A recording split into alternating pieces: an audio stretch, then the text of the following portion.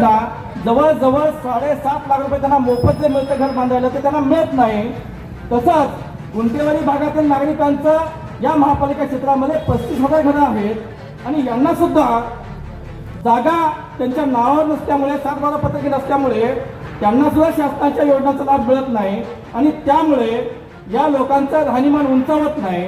पण साहेब या ठिकाणी मंत्री महोदयांनी निर्णय घेतले, जिल्हाधिकाऱ्यांना सांगितलं तुम्ही या गोष्टींमध्ये लक्ष घाला। माणसं 4-4 वेळा उपोषणाला बसतायत, न्यायालयामध्ये जात आहेत, तरी तुम्ही शासन निर्णयाची अंमलबजावणी करत नाही आणि म्हणून त्यावेळेला जिल्हाधिकारी साहेबांना आयुक्त साहेबांना त्यांनी ठणकावून सांगितलं की 3 महिन्यामध्ये तुम्ही या झोपडपट्टीधारकांना मालकी हक्काची उत्तरे द्या आणि त्या ठिकाणी सीएम साहेबांच्या हस्ते आम्ही ते वितरित करणार आहे। 31 जुलैला ही मीटिंग आयोजित झाली होती मंत्रालयामध्ये।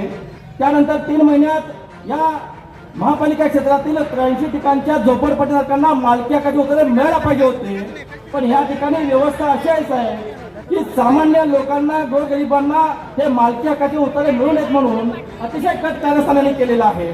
आणि हे सगळं कट कारस्थान करत असताना आम्ही आयुक्त साहेबांना बोललो की साहेब म्हटलं ते 3 महिन्याचा काळ निघून गेला, तुम्ही हे मालकी हक्काची उत्तरे दिलेली नाही आहेत, आम्ही आता सरळ तुमच्यावर अवमान याचिका दाखल करतो आणि अवमान याचिका दाखल करतो म्हटल्यानंतर त्यांनी मुख्यमंत्री साहेब अहिल्यादेवींच्या पुतळ्याच्या अनावरणा प्रसंगी आले होते, त्यावेळेला त्यांनी सांगितलं की 5 जणांचे मालकी हक्काची उत्तरे त्यांनी दिलं आणि बाकीच्या सर्व झोपडपट्टीधारकांच्या मालकी हक्काची उत्तरे लवकरच मिळणार आहेत। याचबरोबर गुंटेवाडी भागातील नागरिकांना या महापालिका क्षेत्रातील लोकांसाठी आम्ही निर्णय करायला गेलो होतो, पण तो निर्णय राज्यांसाठी त्यांनी घेतला आणि 60 लाख कुटुंबांना सुद्धा अनोंदणीकृत नोटरी करारपत्र कब्जेपट्टीवर जे माणसं आहेत त्यांना सुद्धा मालकी हक्काची उत्तरे मिळणार आहेत। सांगायचं तात्पर्य एवढंच आहे की या ठिकाणी आम्ही सामाजिक काम करत असताना अनेक तिसरी पिढी या ठिकाणी तयार होऊ नये म्हणून खूप प्लॅनिंगनं प्रयत्न केले जातात साहेब,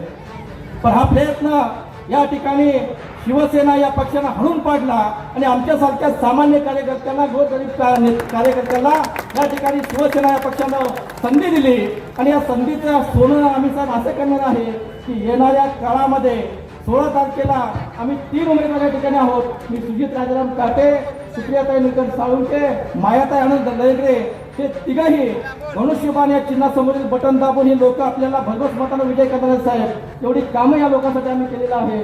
आपला शुभाशीर्वाद कायम आमच्या सोबत राहो।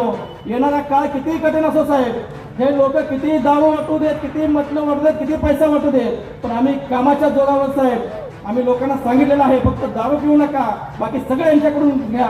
त्यांना टॅक्स रुपये पैशातून कमवलेला आहे, कोणाच्या खिशातून देत नाहीत।